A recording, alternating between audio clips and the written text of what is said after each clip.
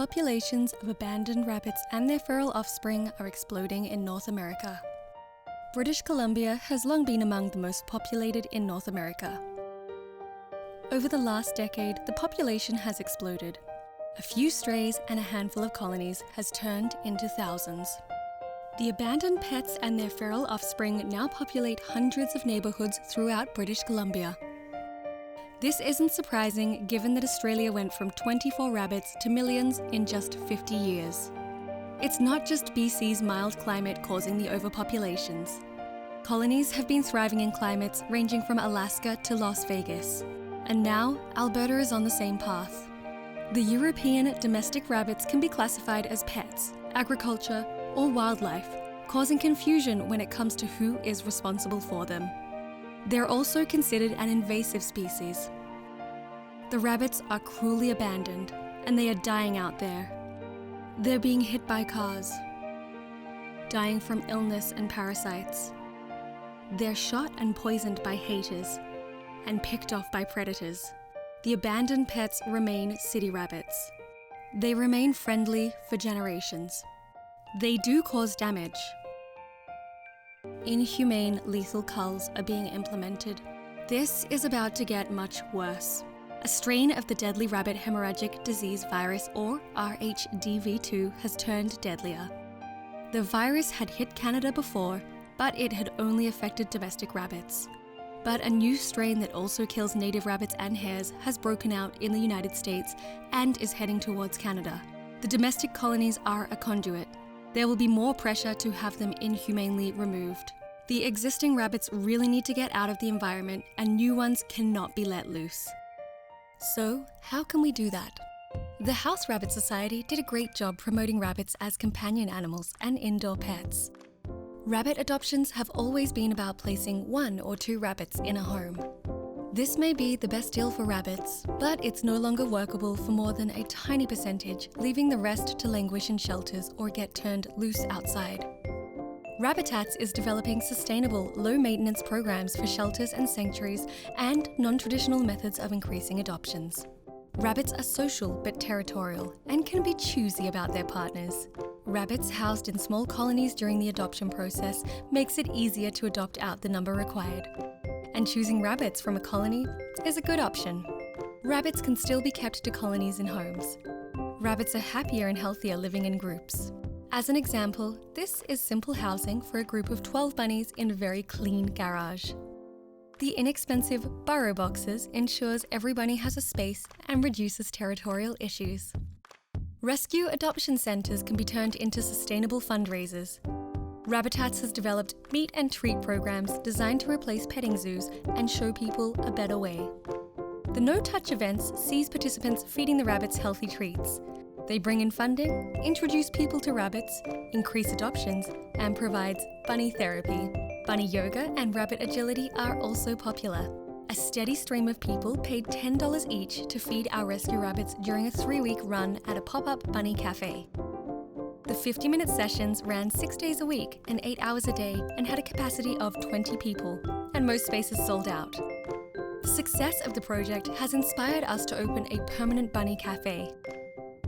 A handful of rabbits can safely and happily live in a safe, well-designed backyard habitat. Rabbits in colonies can also be adopted out to the micro-sanctuary networks. Animal lovers on hobby farms can easily house and care for a dozen rabbits. Most already care for chickens, and rabbits are easier. With minor modifications, those fancy chicken coops can become comfortable rabbit homes. Barn stalls also make great, ready-to-go spaces for rabbit housing. The bunnies provide great fertilizer as well as endless entertainment. This farm sanctuary has a rabbitat that provides therapy to at-risk children using rescued at-risk rabbits.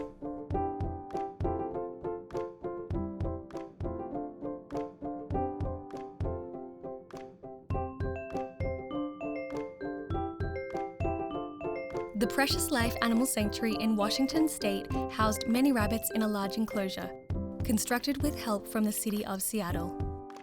Surprisingly, few of the farm sanctuaries we contacted are housing rabbits, although many said they would if rabbits were spayed and neutered and they had more information on their housing and other needs. Equestrian centres, garden centres, and other businesses may be interested in caring for a small colony with guidance and oversight from a rescue. They are easy to care for in this manner and popular with visitors.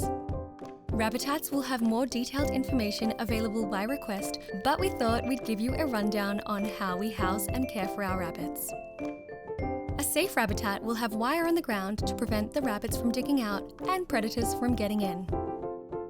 With most of our sanctuaries, the fencing is solid for at least the first 2 feet to prevent predators from seeing the rabbits through the wire.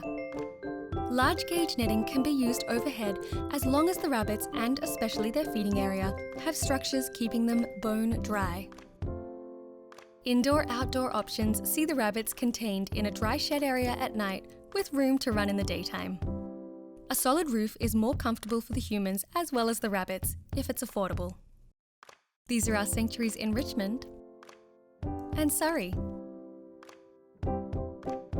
The rabbits do well on a natural diet, and that means inexpensive.